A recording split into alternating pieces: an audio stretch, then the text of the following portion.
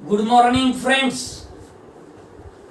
Partial differential इक्वेशनच्या lecture number 79 मध्ये आपण एका नवीन आर्टिकलला सुरुवात करणार आहे, जो की लास्ट आर्टिकल आहे या पेपरचा आपला. काय आहे article? Laplace equation in polar coordinates. Example 15 on page number 649. Solve delta 2u upon delta r square plus 1 upon r delta u upon delta r plus 1 upon r square delta 2u upon delta theta square which is equal to 0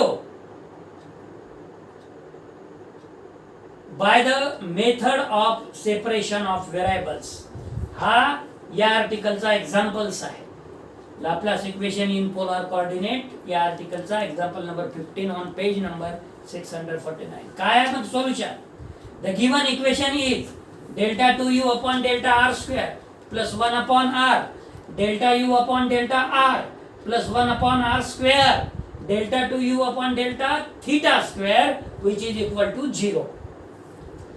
r square न multiply करू मित्र हो, और r square delta 2u upon delta r square plus r cancel, r remaining, r delta u by delta r plus r square will be cancel, delta 2u upon delta theta square which is equal to 0 आणि याला equation number 1 म्हणू. मित्र हो, इथे u dependent variable आहे आणि r आणि theta independent variable आहे. त्यामुळे let u is equal to u of r comma theta which is equal to capital R of R into capital T of theta, where capital R is a function of small r only and capital T is a function of theta only. Hence delta U by delta R which is equal to T of theta d capital R upon d small r. This implies delta 2U upon delta R square which is equal to T of theta d2 capital R upon dr square. हा T of थीटाच्या ऐवजी तुम्ही T simply लिहिलं तरी चालेल, R च्या ऐवजी R लिहिलं तरी चालेल. And delta U upon delta theta which is equal to capital R of R d capital T upon d theta. This implies delta 2U upon delta theta square which is equal to capital T of theta into d2 t upon d theta चा वर्ग. Putting these values in equation 1, we get equation 1 मध्ये ह्या सगळ्या values आपण substitute करू. r square t of theta d2r upon dr चा वर्ग plus r t of theta d capital R upon d small r plus r of r d2t upon d theta चा वर्ग which is equal to 0. Hence पहिल्या आणि दुसऱ्या term मधून आपल्याला T common काढायचा आहे आणि तिसऱ्या टर्मला राईट हँड साइडला न्यायचा आहे. हेन्स ब्रॅकेट मध्ये r चा वर्ग d2r अपॉन dr चा वर्ग plus r dr upon dr d capital R upon d small r. Bracket complete. ब्रॅकेटच्या बाहेर t ऑफ थीटाच्या ऐवजी सिंपली आपण t लिहिलं which is equal to minus r d2t upon d theta square. R of r च्या ऐवजी आपण simply r लिहिलं, कारण we know that r is a function of r only as well as t is a function of theta only. Cross multiplication मध्ये 1 upon r हा इकडे आला r in bracket r square d2r upon dr चा वर्ग plus r dr upon dr which is equal to minus 1 upon capital T d2t upon d theta चा वर्ग which is equal to constant say it is h. Hence r square d2r upon d small r चा वर्ग plus r d capital R upon dr which is equal to hr and d2t upon d theta चा वर्ग which is equal to minus h capital T. या पहिल्या equation मधून left hand साइडला r common काढायचा आहे आणि राईट हँड साइडची टर्म लेफ्टला न्यायची आहे. दुसऱ्याही इक्वेशन मध्ये राईट ची टर्म लेफ्टला नेऊन टी कॉमन काढायचा आहे. हेन्स r चा वर्ग d2 अपॉन dr चा वर्ग plus r d upon dr minus h bracket मध्ये ब्रॅकेटच्या बाहेर r which is equal to 0 and d2 upon d थिटाचा वर्ग प्लस h ब्रॅकेटमध्ये ब्रॅकेटच्या बाहेर t which is equal to 0. Put r is equal to e to the power z or z is equal to log r, because dr upon d small r which is equal to d capital R upon dz into dz upon d small r. This is by chain rule, which is equal to dz upon dr is with the help of this z is equal to log r, it is 1 upon r, so which is equal to 1 upon r d capital R upon dz, because dz upon dr is equal to 1 upon r. So this implies r d upon dr which is equal to d upon dz. Okay, and d2r upon dr चा वर्ग which is equal to d upon dr in bracket d capital R upon d small r, which is equal to d upon d small r in bracket d capital R upon d small r is nothing but 1 upon r into d capital R upon dz.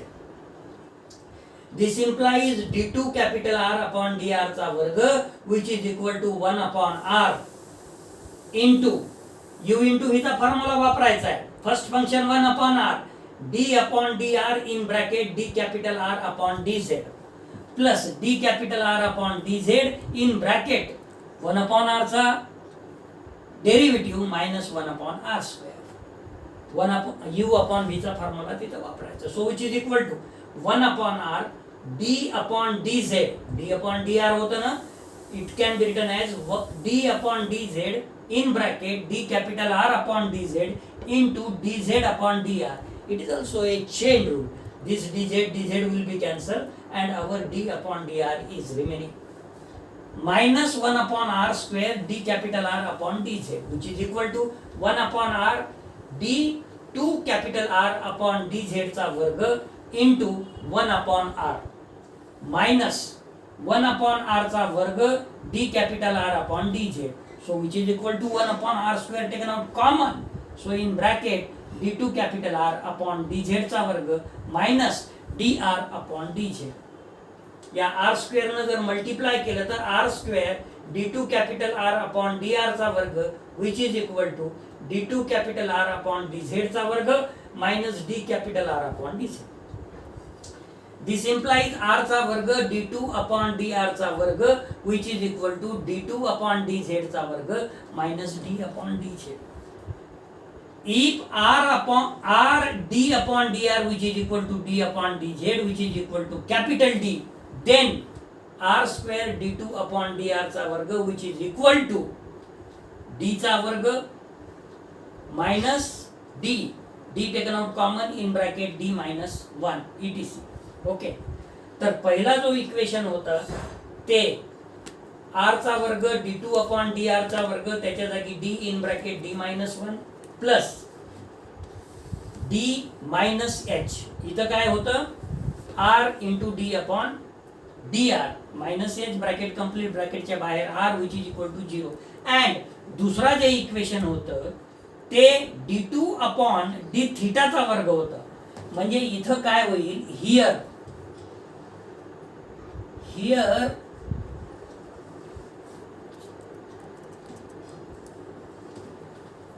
दुसऱ्या equation साठी d is equal to d upon d theta, d square is equal to d2 upon d theta square. पहिल्या equation साठी d is equal to काय घेतलेला आहे आपण, r d upon dr. एवढं फक्त लक्षात ठेवा. दुसऱ्या इक्वेशनला d स्क्वेअर यूज केलेला आहे, त्याच्यामुळे इथल्या d ची value d upon d theta आहे, इथल्या d ची value r d upon d r आहे. ओके, बाकी काही नाही. मग d square minus d plus d cancel, d square minus h bracket मध्ये ब्रॅकेटच्या बाहेर r which is equal to 0 and d square plus h bracket मध्ये ब्रॅकेटच्या बाहेर t which is equal to 0. Hence auxiliary equation is. आता इथं auxiliary equation घेत असताना काय करायचं आहे तुम्हाला, r d2 म्हणजे r d upon dr च्या बदल्यात r d upon dr च्या बदल्यात which is equal to d upon dz which is equal to d and which is equal to small m घ्यायचा आहे. वेअर ॲज इथे d is equal to d upon d theta is equal to capital M घ्यायचा आहे. लक्षात येत आहे? इथे R D upon D R which is equal to D घ्यायचा आहे. इथे D upon D theta which is equal to D is equal to capital M घ्यायचा आहे आणि इथं स्मॉल एम घ्यायचा आहे. बस M square minus H is equal to 0 and capital M square plus H is equal to 0.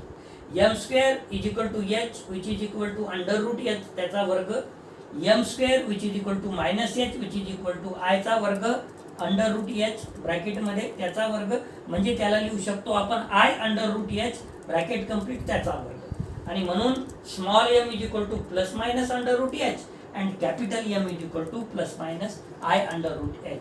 म्हणजे इथं imaginary roots आलेले आहेत, इथे रिअल रूट्स आलेले आहेत.